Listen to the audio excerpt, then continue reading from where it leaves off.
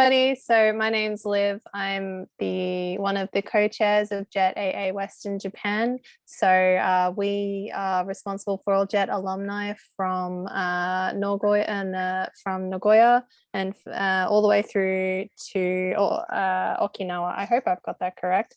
But anywhere, if you're in the west of Japan, you probably fall under JETAAWJ Western Japan. So this is one of our webinars that we're running. So we're going to hear from a very special guest, which I will let our treasurer introduce. But if you've got any questions about JETAAWJ or anything that in terms of alumni relations, we're always happy to hear. So I'll just pass it back through. Thank you, Liv. Hi, my name is Rose Tanasagaran, and as Liv mentioned, I am currently the treasurer of JETAAWJ Western Japan. And tonight it's our great pleasure to introduce Dr. Masatoki Adachi, who is based here in Kobe, and he is a really great friend to the JET community. He's been part of our webinars in the past, and we are very happy to have him here with us to talk to us about the COVID-19 boosters or the third dose. And as this is very important information to have. So if you are joining us in the middle of the webinar, and if you have a question at any time, down in the Zoom controls, I guess there's a reactions button and you can raise your hand to indicate that you have a question. But as this is a small group, we welcome interaction and we hope to have a lively question and answer section. Thank you very much, Dr. Adachi. Take it away. Okay, thank you, Liv and Rose, for the introduction. And it is my pleasure to be seeing you all. And I have prepared about 20 slides about recent updates about COVID-19, because I am in healthcare and this is one of the top topic of the moment. And so, but I am open to answering any healthcare related questions, specifically fighting healthcare in Japan. But anyways, I would put on the slides. And I do hope to make this interactive. So a person who have any questions while I'm speaking, please feel free to interject. So how do I, here we go. So, so this is the slide. So this is recorded. So I just want to also emphasize that this is as of November 18th, 2021, the situation seems to continue to change quite frequently. So, but I hope to include some of the information that would sort of help us foresee what we should expect in a few months' time or so. Just to briefly introduce myself, I'm a primary care physician. I have a private clinic located in Kobe, inside the Crowne Plaza Hotel Kobe, which is right in front of the Shin Kobe station. And I mainly serve local residents, and also we do quite a bit of health checkups and immunizations. We've done over 1,000 COVID vaccinations also. At this moment, we are not keeping any stock, but with the start of the booster doses, we would resume keeping some stocks of COVID vaccine, maybe from January next year. But if you'd like to know more about our clinic, we try to make our clinic international. And all our staff members are bilingual, trilingual. So please reach out to our clinic if we can provide any services. So today's topics are, firstly, I'd like to talk about the recent COVID-19 trends, and then talk about the COVID-19 booster doses, and a little bit about Japanese border control measures and vaccine certificates. So firstly, COVID-19 trends. So as you know, we've had a big outbreak of COVID up until recently, and this is the patterns we've been seeing over a year, and we can see that we have gradually increasing peaks of increase in infections, and the last phase of the big wave was the highest of all. And this is mainly due to the mutant variant, the Delta variant, which being more infectious than the previous Alpha types. So to be the cause of this big wave.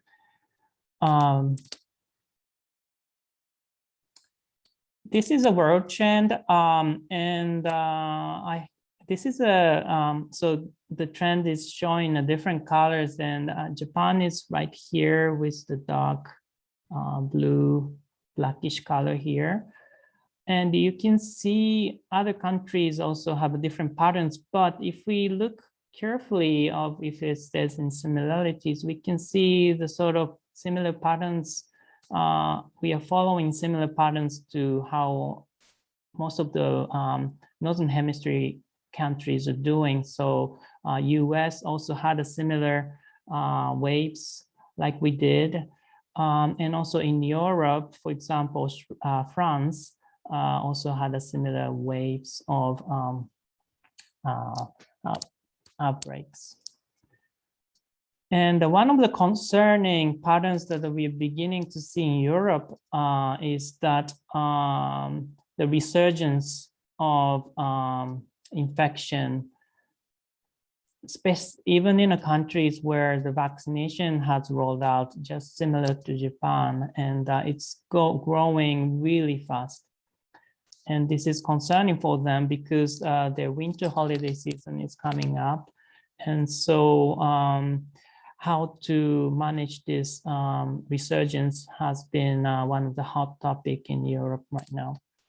And this is also concerning experts at WHO also, that resurgence mainly seems to be coming from those who were not vaccinated, and also the easing of primary infection prevention. So people stopped wearing masks, keeping distance. Those basic things have became so under-recognized ever since the vaccination have rolled out. So what it needs to be re-emphasized at this point is that just because people are vaccinated, it doesn't really stop the resurgence of infection. And so also, as we follow the similar pattern, we cannot just relax with the fact that we are seeing just few cases per day in Japan. We will probably see a similar pattern following, similar to Europe, or at least we should expect that kind of thing could happen. So this is to show that this is another graph showing how rapidly this resurgence is happening in Europe. So Austria, Slovakia, these countries are where the vaccination rate is actually lower. But even those countries that has a relatively higher rate of vaccinated people are following same resurgence.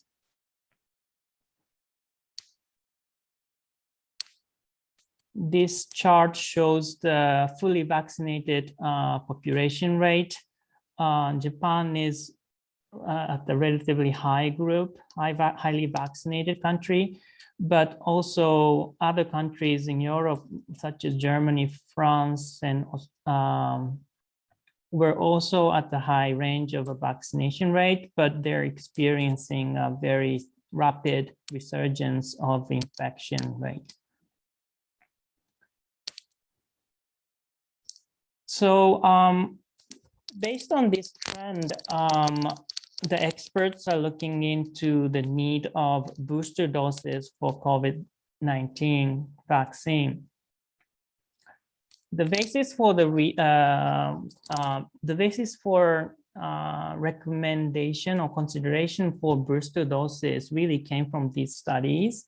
And I'm just going to show you two slides that really indicates why the booster doses may be required.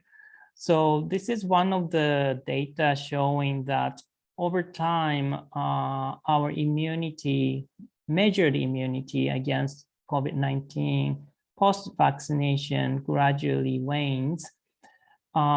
This is purely measuring one aspect of immunity, but what it shows is that when you had been vaccinated earlier, which is more than 6 months ago, you're more likely to have a lesser protection against COVID-19. So if you're more recently vaccinated, you're more, you have better protection.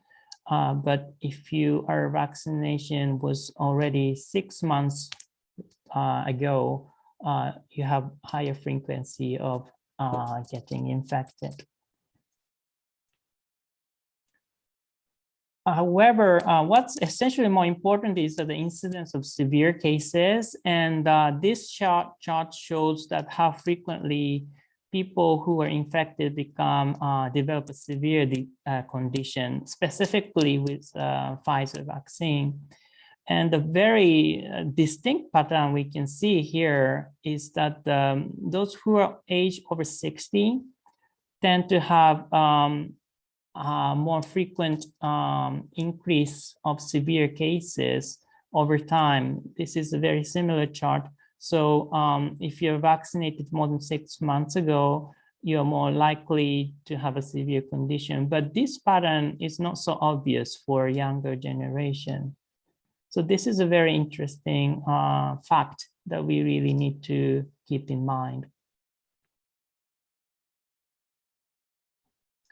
So based on these findings and also the patterns we are seeing with the resurgence in some of the highly vaccinated countries, the booster doses considered, and different countries are taking different approach.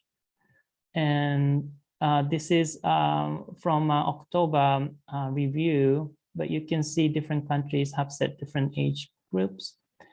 But you can see that even in Israel, it says that starting from 12 years old, but when they started with the third dose, they began with vaccinating from people who are over age 60. So they gradually reduced age. I will talk a little bit more about how Japan is going to handle the booster doses. But at this point, they are planning to keep the option open to all age group who have had 2 doses of vaccine. This is an overview of American recommendation, and regardless of kind of vaccines, people may have received the booster doses recommended, but specifically for those who are vaccinated with Pfizer or Moderna vaccines, they're focusing more on the aged population and also those with medical condition, and also those people who work in high-risk setting. And specifically, those who are in a healthcare setting who may be at the higher frequency of being exposed to COVID virus, all the education staff, so teachers are considered to be at the high risk setting. This is mainly because the children are not routinely vaccinated at this stage, and so the biggest reason for them not being vaccinated routinely is because we know that children may get infected. However, they tend to show milder symptoms, and the benefit of vaccinating to prevent severe disease seems to be lesser beneficial at this point, which this may change in the future, but the vaccinated for children is not routinely applied yet, but on that basis, teachers, school workers considered at high risk, and also food and agriculture, postal services, grocery store workers, things like this. So the booster doses in Japan will begin from December. And the government's guideline for the booster doses are really open. And so who gets to get booster doses? All the people who receive 2 doses. And when that can they get it? From 8 months from the second doses. And how can you get it? A booster ticket will be sent to your residing address. And if you received primary series abroad, you need to contact the residing ward office with a vaccine record to be registered to their list so that you can receive the booster ticket. And also, this may be a common situation for newly arrival in Japan. But what if you were vaccinated abroad? The government answer is that unless you were vaccinated with the vaccines that are approved in Japan, which is a Pfizer, Moderna, or AstraZeneca vaccine, they will consider as you have not been vaccinated at all. So you may proceed to receive a vaccine based on your wishes. So this may be quite applicable for a number of people coming from abroad. For the booster doses, there will be a ticket that looks like a big piece of question form or labeled coupon like this that you may have received for the primary series will arrive at around the time that you are due for the booster doses, which is 8 months from the second dose. So this is what I really have put together for the booster doses for the COVID-19. I'd like to take any questions or if you have any thoughts about how we are responding to COVID in Japan.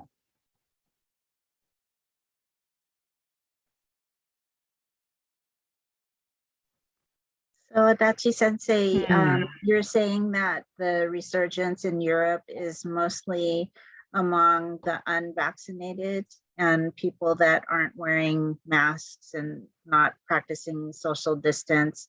And it's not really related to a particular type of vaccination that they received. Is that correct? Right. In general, I think that's what's happening. And also the waning immunity of vaccine may be contributed to the resurgence. So that's why the European countries actually trying to speed up the booster doses specifically for high risk group. But if we weren't so short on vaccine, it would probably make sense for everyone to be getting the booster doses.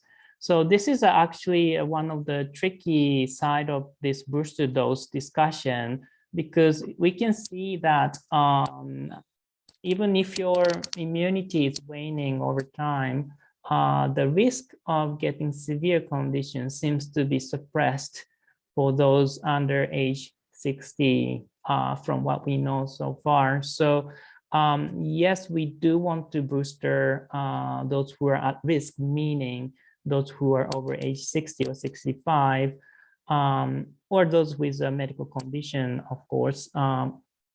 but we also know that the immunity is decreasing. This means that we are beginning to open socially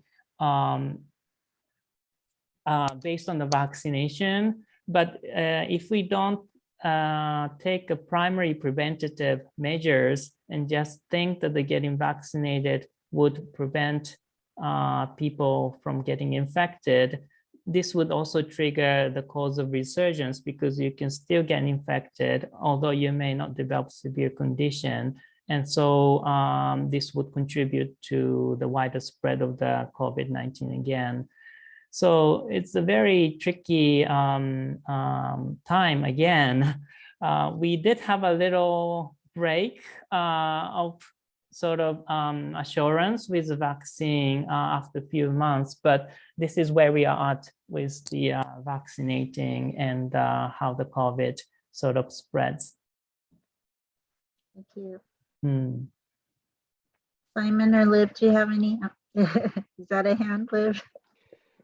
I forgot I was still muted. So Adachi Sensei, in terms of quarantine, because I know that's something that's been a really big issue for a lot of foreign residents in Japan moving in and out. Do you see with the boosters, with us needing boosters and the waning efficiency of the vaccine, do you see the quarantine becoming more strict or less strict? Because it changes quite frequently. So do you have any information or advice about that? So currently, Japan's border control is trying to ease up on the business travelers based on the vaccine history. And this resurgence in Europe is a very, very new story, which just evolved over the last 1 or 2 weeks. And it's really sort of putting all the policymakers and experts on the high alert again. And so, but at this moment, Japanese government is trying to ease up on the border control based on the vaccine history. But with this concerns of waning immunity and also resurgence, the approach may change again towards the stricter side. But at this moment, actually, Japanese border control is easing up on the entry quarantine period down to for short-term visitors to a minimum of 3 days of quarantine, down from 14 days previously, based on the vaccine history. So if the travelers are fully vaccinated, they would only need to quarantine for 3 days. And eventually they're planning to make this a 0 quarantine period. But this may change over the next few months' time, potentially. But I think that may be actually one of the reasons why Japanese government is rushing to also restart on the booster program. Also, this may make it sort of safer environment for keeping the case number low, potentially.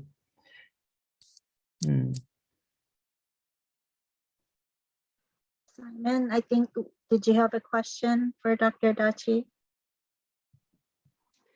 Yes, actually, I have a question. I'm not sure if you're the right person to ask, but I'll ask anyway. So if you got your first 2 doses at one city and then move to another, will you automatically get the booster ticket, or do you have to sign up for it? Technically, you should automatically receive a ticket. But if you're a recent new arrival to one region at around the time that you should be getting the coupon, then you may have a little delay in receiving the ticket. So safe bet would be to check with the ward office. Reason why the delivery would not be delayed so much is because all the vaccine history is recorded into a national system. And so the tickets are sent based on this database. So it seems that as long as you've been vaccinated 2 times in Japan, the record seems to connect directly to each ward that you are residing. I think it would be an issue for those who got their primary series abroad. And my advice for them would be to go to the ward office sooner, so that they know of your vaccine history. But they would only recognize the vaccines of Pfizer, Moderna, and AstraZeneca. So if you've been vaccinated with Johnson & Johnson in the US, for example, this will be considered non-valid vaccine. So technically, you can get 2 doses of Pfizer or Moderna in Japan, which actually can be one legitimate option to go for keeping your immunity at high level. But what's been recommended in the US for Johnson & Johnson recipients is to get just 1 booster dose of any of those brands. So you may not need 2 doses. Thank you very much. Yes, so I was actually right before this session, I was watching a sort of press conference by WHO, and they are sort of criticizing all the countries who've started on the booster doses, because according to their statistics, there are over 100 countries which have not reached over 40% of the vaccination rate, even for 1 dose.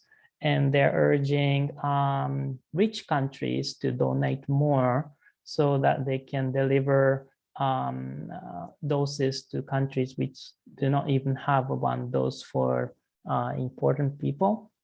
And their voice really matters, and they represent advocating very important group of people. But also, I think the debate gets a little bit heated because they also neglect the fact that there's a resurgence in some region, and they need to balance between the reality of each country is maybe facing at that point. And so what we can emphasize at this point is that definitely primary prevention should be kept even after completing the whole series of vaccine, because this was the big mistake that a lot of European countries have made, because they lowered the sort of guard so easily after people getting vaccinated.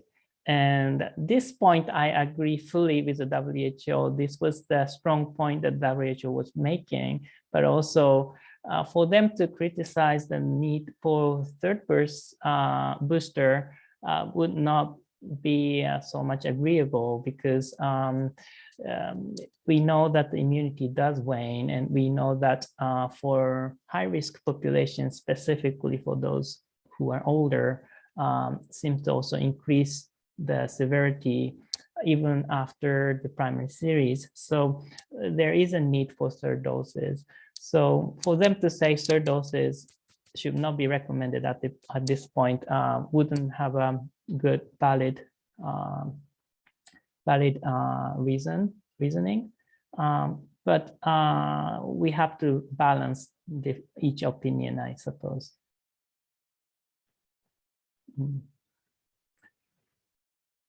I did have a little slide for the border control, which Liv have touched briefly, and I'd like to just show a few slides of the entry requirements.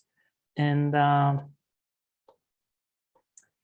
So business travelers who can provide evidence of vaccination with Pfizer, Moderna, or AstraZeneca vaccine will see their quarantine period reduced from 10 days to 3 days by the end of this month.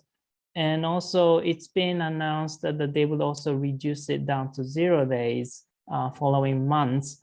I don't know how likely they would hold to this promise with the resurgence happening in Europe, but this is where we are heading to. And how to prove the vaccine history, there is a long list here, but basically vaccine records that are created in most of the countries, such as for US, you have a CDC card, and also some of the vaccine records from Australia are accepted as a proof of vaccine certificate. So the border control is widening the sort of format they would accept as a vaccine proof. But these rules keep changing quite frequently. So what I suggest checking is that people to go to Foreign Ministry Affairs of Japan site, and on top column of their website is the most recent updates of their sort of requirements. I think checking this section is the easiest way to go about, because when I was trying to search for all this information, and when you just type in border control entry requirement, it would just give you a list of different old requirements. And so it's best to go to the Ministry of Foreign Affairs of Japan site and go to the consular service, and their COVID-19 requirement is on the top of the list. I recommend that they're going straight to this because you might be reading whole pages of old requirement without knowing, because it looks like it's each letter starts with this is their newest requirement, and so it doesn't really have a clue for if you're reading the new latest one or not. So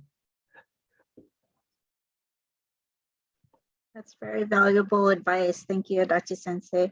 And just coincidentally, I'm also working to help business travelers come to Japan. And as you said, there are only 3 vaccinations that the government of Japan recognizes.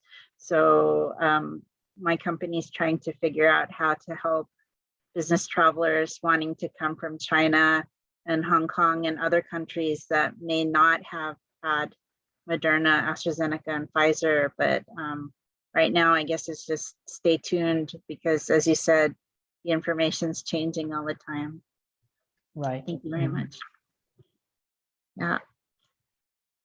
So Liv and Simon, any other questions you have about the boosters or quarantine or anything?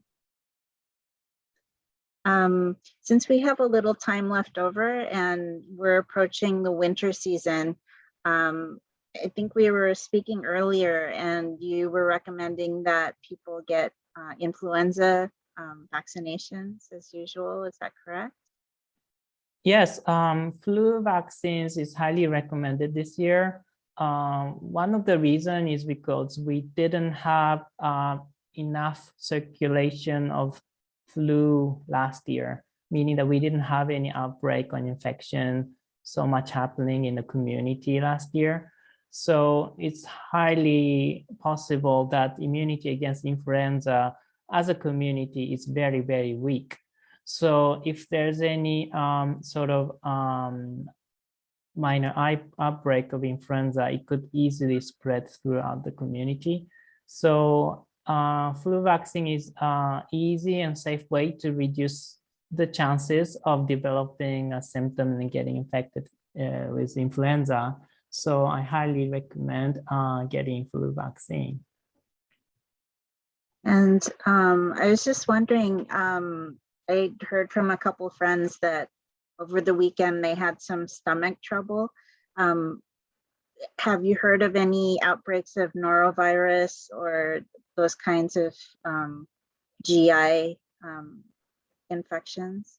I cannot say I've heard of an outbreak, but one thing I can say is that the hand, foot, and mouth disease among the children has been increasing in the community in the last several weeks to a few months.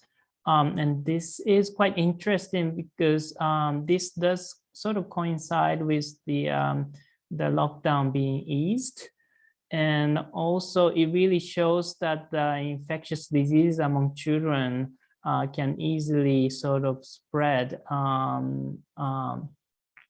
as the society sort of reopens. So this also is something to consider when you're working in a teaching environment, and how to, well, keep yourself safe also. I am curious to ask if the teachers, how eager they are to actually getting third doses. Do you think that, not to say just JET teachers, but school teachers will be sort of proactive in getting the third dose, which is quite highly recommended from US standard, and also based on how likely you can get infected?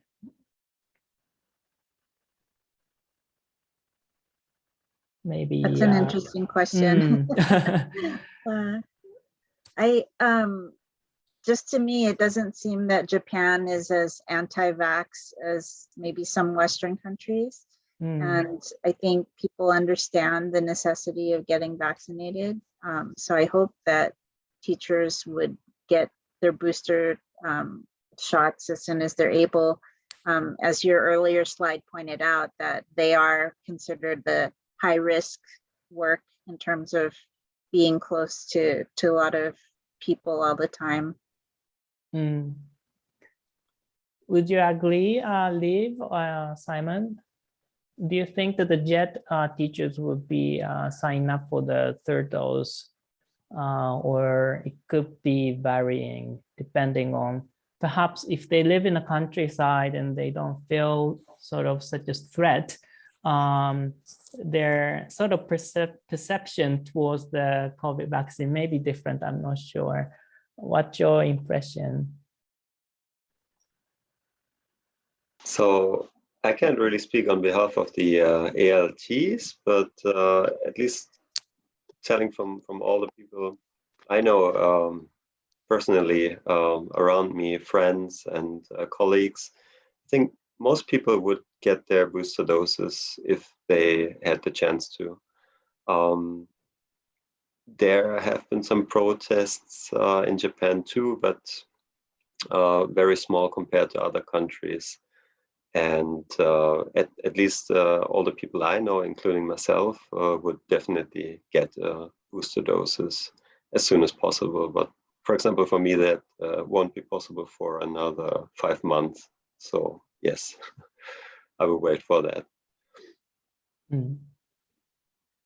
So I was very lucky because I work in hospitality. I got my first dose in June last year. So early next year, I'll be eligible for my third. And it's already organized through my workplace. So we just have to wait for the schedule and when it's going to get administered through the city that I work in. So I don't think there would be many teachers who wouldn't be opposed to it, in terms of it would make their lives going back to another country or continue working a lot harder. So I don't think there's much pushback from the ALT or alumni community, but definitely I think was a lot of issues with ALTs and alumni in terms of the COVID vaccine sheets that you have to do when you fill out, because I was offered no English support when I did it, and you know, that for me, luckily that wasn't an issue, but I could imagine that there was some other either ALTs or alumni whose Japanese level isn't as high, or they still felt like they wouldn't wanted to speak to somebody in English, either a medical professional or someone who was working at the vaccination site. And I think that may contribute to some reluctancy there. Thank you. I think that's a very good point, because Japanese Ministry of Health did produce an English version of question forms that people fill in, but it's so difficult to read, and also we need to transcribe it to a Japanese form. So it was so inefficient. So I do hope we can do better with language barriers for sure. But this time, I think receiving the ticket would be a lot easier than last time, which seemed to, there has been some delays in the different cities, and how to use the ticket wasn't quite clear, even to the actually the medical, the vaccine providers also. So we didn't know what to do with the coupons quite clearly until quite last minute. So, but apparently the format is going to be a similar duplicate to the previous primary series. So if you've experienced it before, it will be pretty similar to it. One thing I thought maybe I would try mention in this talk was that, so third dose would be highly a good, a recommended approach. But for those who are not at the high risk age group or medical condition, the urgency of getting third dose may not be as urgent as getting the primary series. So it will be highly important if you're not vaccinated yet. But if you've already been vaccinated, primary series, yeah, you may not need to rush as much as before. So it was funny that you're saying that maybe people in the rural areas of Japan don't take it or don't think that they're at risk. Is actually quite the opposite, because this past June, some friends and I wanted to go visit Shimane Prefecture, and they're very strict. And they said, we're not allowing anybody outside of the prefecture unless you have proof that you've been vaccinated at least once. Wow. And luckily, all of us were vaccinated, and so we could go. But I think, especially in like small prefectures like Shimane, where the case numbers are so low, and us coming from Hyogo, which had like one of the highest case numbers, I could understand their concern. But yeah, so and I think it's also really remarkable that despite the slowness of Japan to initially roll out the vaccinations, they've quickly become one of the countries with the highest percentage of vaccinated people. So I think it's just, yeah, a matter of adapting and learning. But once everybody's on board, I think things go smoother. So, Nihon sewa ni narimasu. But also, I think, again, primary prevention would definitely reduce the risk of spreading. So I hope that the Japanese government will continue to emphasize on this point also. I think, and I think many of you would agree that culturally, Japanese people prefer covering their face anyhow.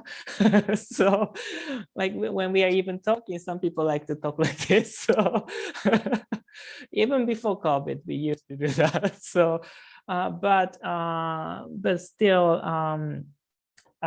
these preventive measure, I hope, would stay longer, as long as it doesn't make people uncomfortable. Thank you very much.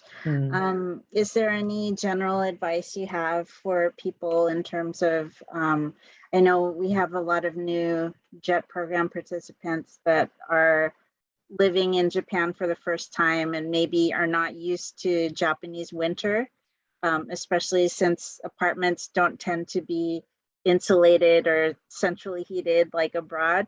So Mhm. do you have any advice on how to keep in general good health during the winter season? Keep warm, I don't know, but it's a little difficult. Maybe you might have better sort of everyday advice than I do, but I think because of the COVID situation, maybe going to see a doctor or communicating doctor may have become little harder than usual. And remote consultations have become widely sort of permeated.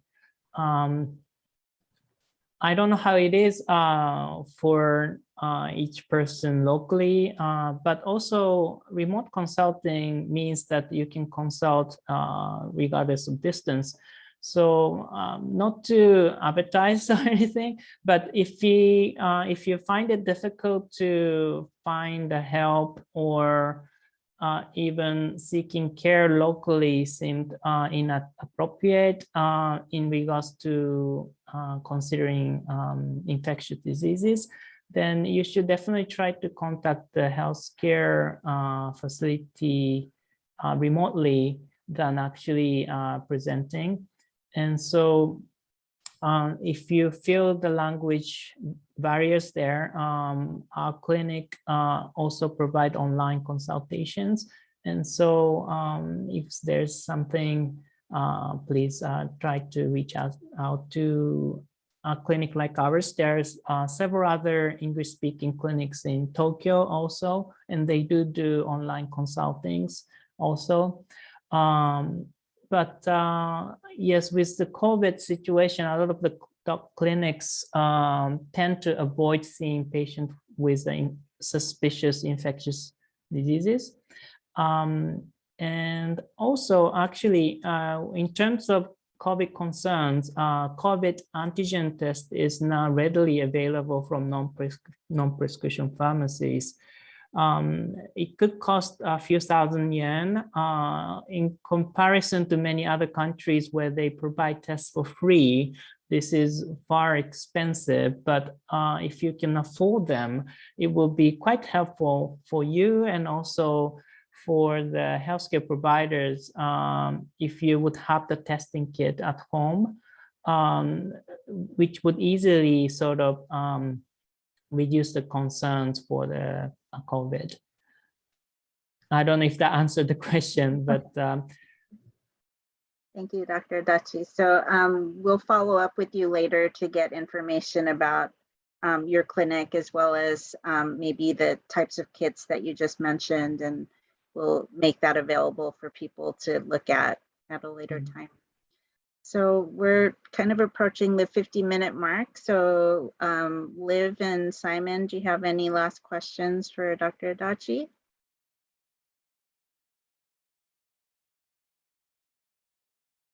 If not, I will hand it over to Liv for her closing remarks. Okay. Hello, everyone. Hello again. I just want to say thank you from everyone at JETAAWJ and at Claire, our lovely representative from Claire is here too. Thank you to Adachi Sensei for talking with us today. It was